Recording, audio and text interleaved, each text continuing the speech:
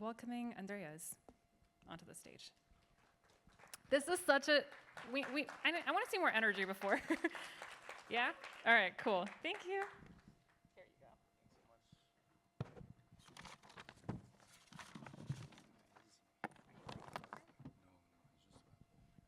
I speak here?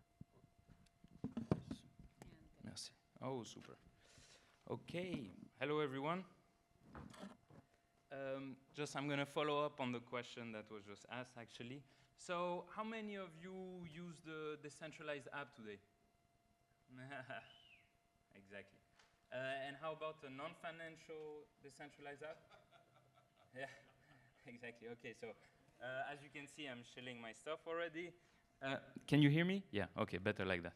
So, I'm going to talk to you about decentralized apps versus cloud apps. Specifically, I'm going to focus it on Fileverse and ddocs.new, not because I am one of the co-founders, but because it is really about pragmatic decentralized app development and what kind of stack you can actually start building, and why now is actually the best moment to do what Ethereum wanted to do maybe 10, 11 years ago, or at least was trying to and specified in their white paper, etc. So I like to say that you're just one letter away from freedom.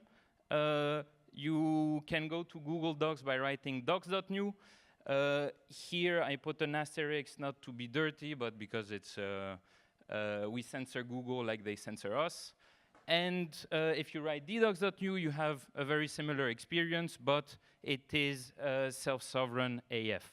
So, why are we talking about decentralized apps today? It's not only to talk about the guarantees that they can offer to everyday people for their everyday activities, but it's also to explain to everyone that actually decentralized apps allow us to think differently and imagine different ways of collaborating, communicating, coordinating on a global scale, etc. So this was really to show that, okay, the old tech has been around for 2 decades now. They've created their quasi-monopolies on the internet.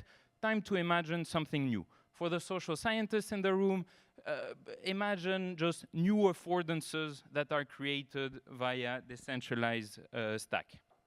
So, I usually like to start with this, my slide. There is over half of the world's population that are using, half of the world's internet users, my bad, that trust only one closed source centralized app suite for their daily knowledge creation and collaboration. That's Google Workspace. And it's catastrophic for many reasons.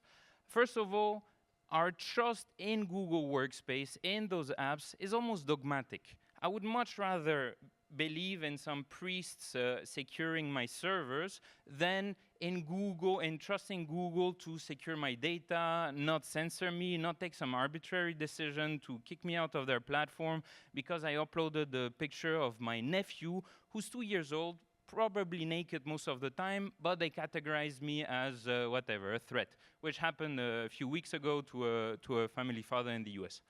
So, the problem speaks for itself. I don't need to go over it, especially with you people.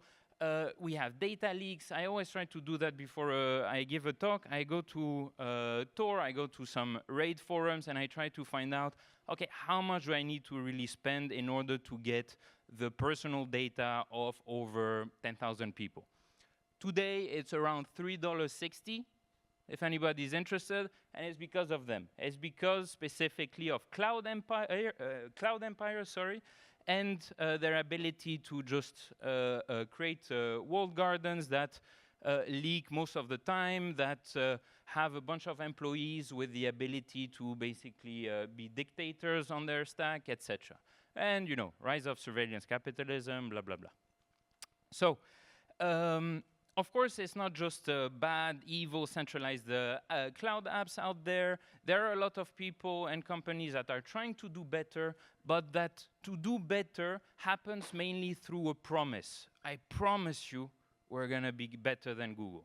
There was this email service I really liked. I won't name them, no need to shame them, but They sold out recently. Nobody can use their app anymore. I lost access to my data because I was a bit lazy to do a difficult migration, etc. So same for Google. They started with the best intentions, but they grew up to become like Anakin.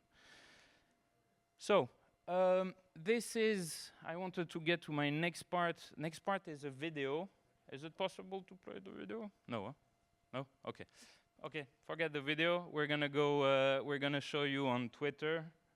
Maybe? No. Could you jump to the next slide, please? Okay, so the video was just to introduce DDoC a bit, based on something that Vitalik was sharing at Protocol Berg last year, which is, why did we go from OpenOffice to Google Docs, etc.? People wanted to collaborate. They needed cloud computing for that. Our devices were not good enough, etc. And my big point for this talk is that not only is it not too late, it's actually the best moment to finally try and build decentralized applications that are meant for the globe, for everyone.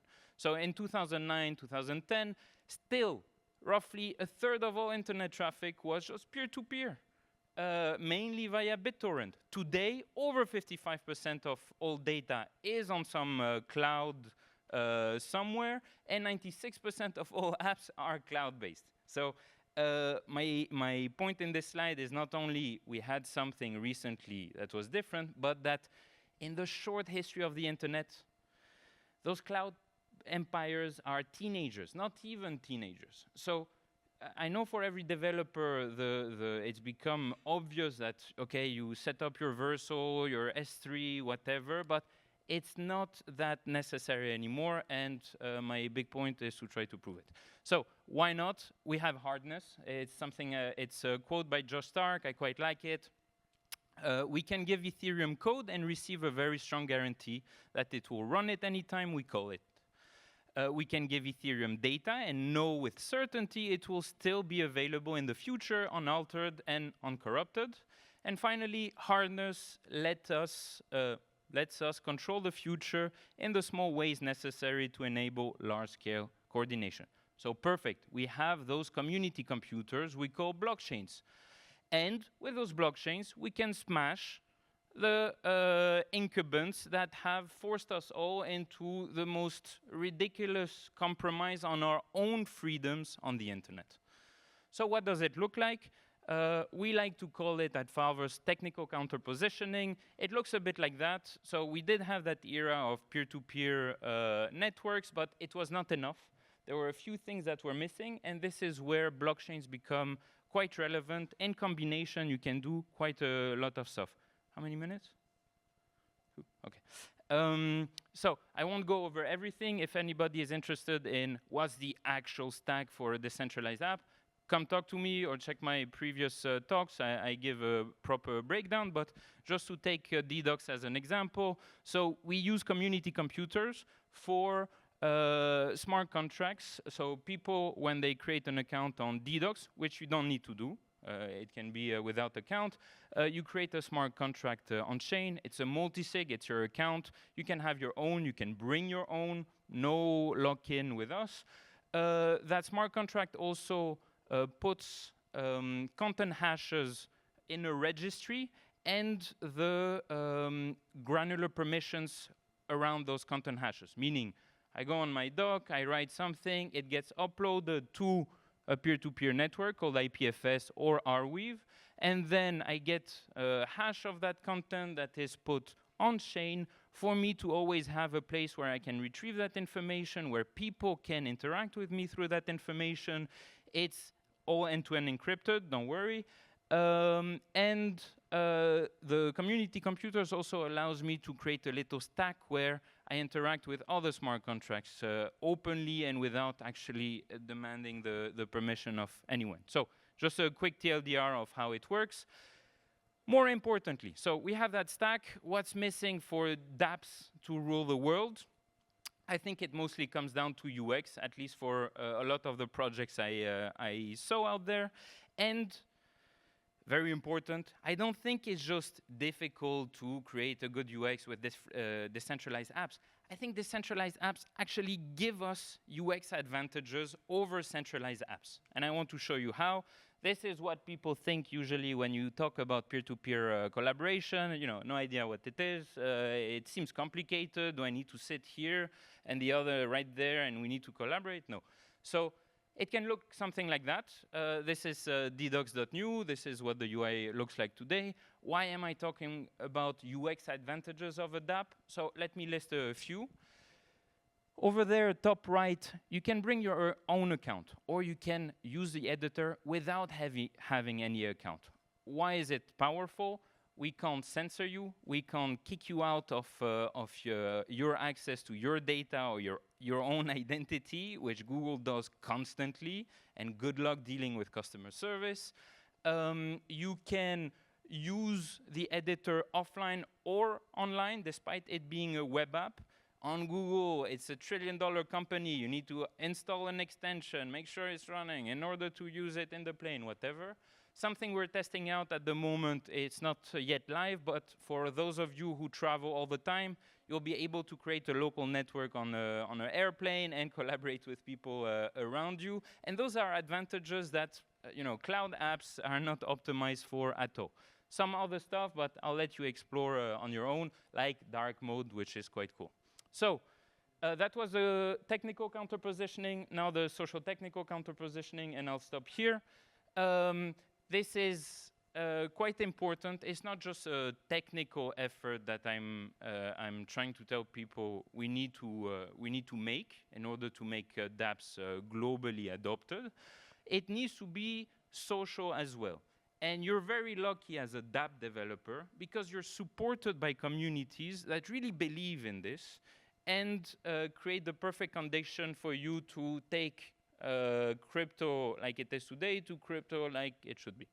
So I think it's the slide with the most amount of words, and I'll stop in a second.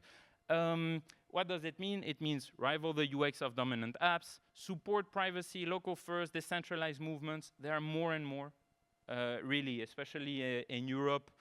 For those of you who were at the Chaos Computer Club this December, try to go next year. It's really, those movements are here, at least for Europeans. Push for data protection regulations. Regulations are not your enemy, especially in Europe. They actually enable you to build the new internet outside of the model of the cloud empires that the US impose on us. I'll let you take a picture. I'll go to the end. Be a mega shiller of your stuff. Don't be unapologetic. Go to people that look depressed in the bus. Show them your app. Make sure they use it. And finally, just really finally, the last thing I wanted to show you is UX of self-sovereignty is not just given.